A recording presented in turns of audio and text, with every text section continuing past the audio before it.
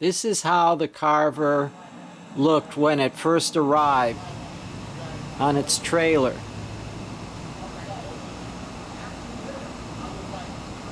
I haven't really done any modification to it at this point. The trailer is a huge advantage because it can be towed behind a large pickup truck at high speed to wherever I want to take it, like down to the Keys. Would take days in the boat, but can be done in just one day with the truck. It can also be stored for free in my driveway on its trailer.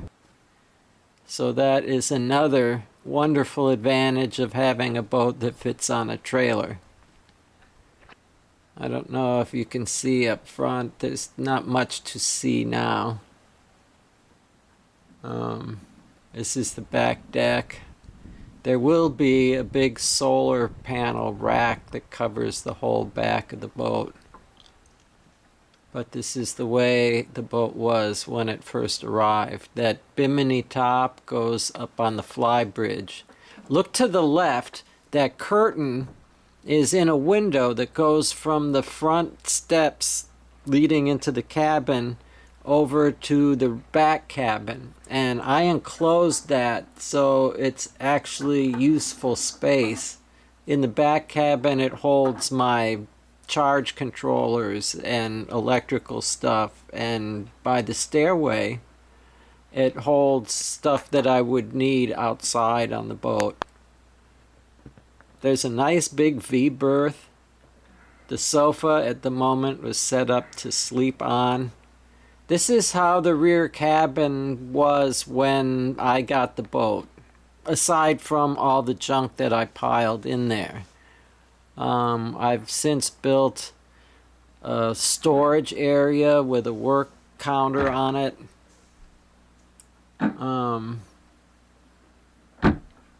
Well, there's the closet. I haven't changed that. The bathroom I haven't changed.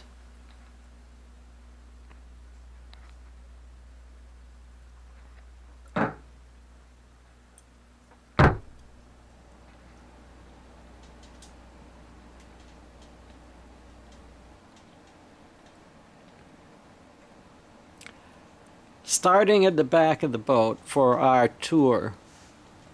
This is my new dinghy. It's an Oliver boat, and it looks like an inflatable, but it's actually made out of hard plastic, high-density polyethylene. And as you can see, half of the pontoon area is seats. So it makes the dinghy much roomier than an inflatable. Up to an 8 horsepower motor, 4 people. These are the dinghy holders that the dinghy can set on its side the way it's sitting on the driveway in these holders, and they cradle the hull of the dinghy perfectly. I also added this very coarse non-skid to the dive platform so that I won't slip on it when it's wet. There is this winch that lifts the dinghy onto the dive platform. There's this winch housing. It's mounted to the frame that holds my solar panels, and this ceiling underneath has LED lighting in it. It provides shade on the back deck. I added this countertop to the boat, and there's a lot of extra supports underneath the counter where that doghouse is that will hold my generator. That way the generator can be in out of the weather, but has a place on the back of the boat, and it can be run in that housing. These letters are actually inlaid into the fiberglass.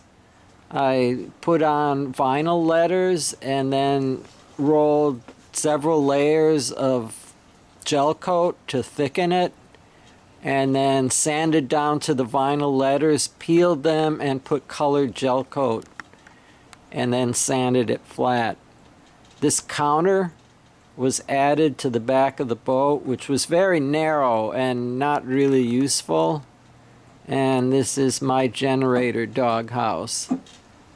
These ventilation ports can be propped open. This large door lets me put the generator in or out of the house, but the ventilation holes are too small for the generator to fit through. So I'll put a lock on that big door, and then these smaller panels can be left open. This is another view of the back of the boat where that shelf went. You can see how it leans forward, sort of to be stylish or whatever.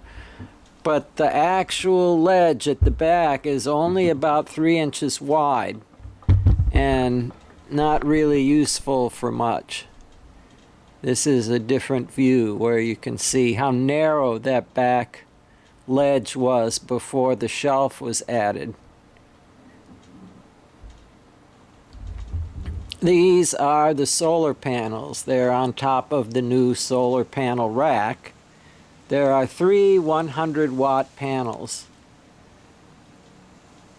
They are enough to run my freezer, my refrigerator, the little bit of use I get out of the microwave, the coffee maker, the fans that ventilate the cabin, all the lighting on the boat. The solar can run everything except the air conditioner. And I use the generator when I need to run the air conditioner.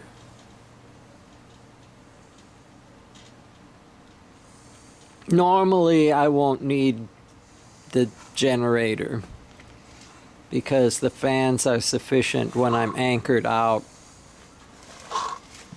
This is the front of the boat. It's hard to see because it's kind of white on white, but this right here is a new anchor windlass that I added to the boat.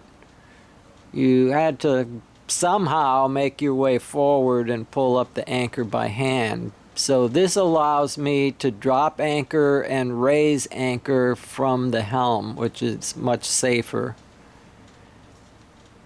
And that's my anchor, a huge 45-pound Mantis anchor.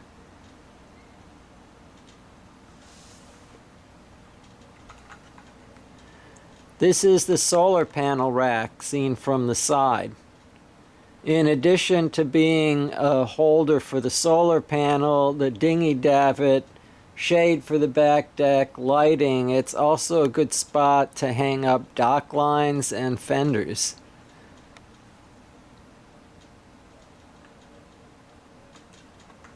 Here again is that 45-pound Mantis anchor. It is designed to hold 50-foot boats in storm conditions with high winds. So I don't think I'll have too many problems dragging anchor with my 27-foot carver. This is the back deck again. The boogie board helps me climb onto the dinghy when it's in the water. And there's extra anchor lines. I carry several extra anchors on the boat. This insulation keeps it cool. And look at the left where that curtain was. Now I have some pegs to hold up hats, foul weather gear, my inflatable life jacket. The first aid kit is mounted there, but it can just be lifted off of its mount and carried where you need to in an emergency. This little board here holds my ditch kit on the shelf so it can't fall off as the boat rocks, and it's available right at the door just in case. This is that back cabin. Here's the other side of what used to be that curtain with my charge controllers. That's a 100 amp battery charger, so I can pump enough current from the generator into the batteries to run the air conditioner. And this big inverter here at the back provides enough oomph to actually start the air conditioner, which I couldn't do with the generator alone. There's my microwave, which can also be a convection oven and also has a broiler. There's this huge deep freeze, which can hold several months worth of food frozen for me. The boat has a big freezer and then this small refrigerator. Because the fridge only has to hold a couple days worth of food that's thawing out from being stored in the deep freeze and some cold drinks. These fans can go in the overhead hatches here and here when I'm at anchor, and they can run on the solar as well, so I don't really need the generator unless I'm running the air conditioner. This big storage area under the V-berth has been emptied out during the refit. This was a nice addition, these big storage hammocks. There's 2 on that side and 2 more on this side if you can see past the stuff. There's also this one that I added, and this one came with the boat. There's a thermometer, a tide clock, and a normal clock.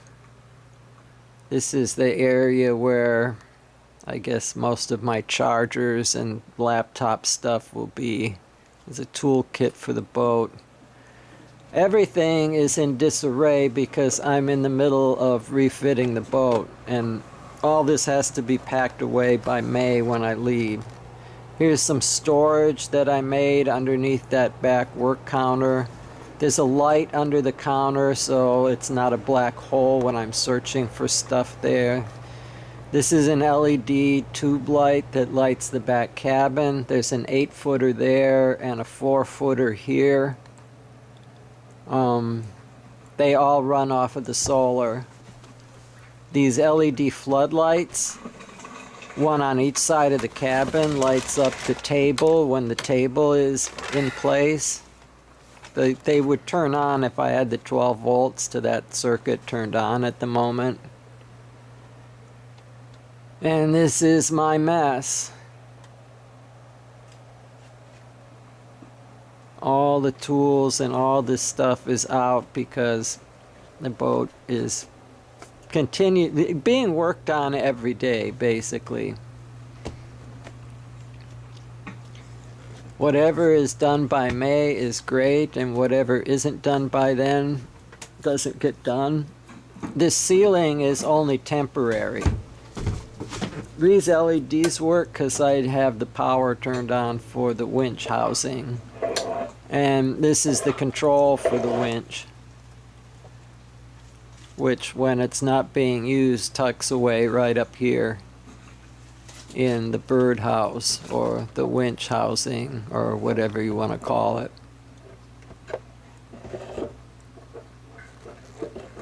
And that's just it.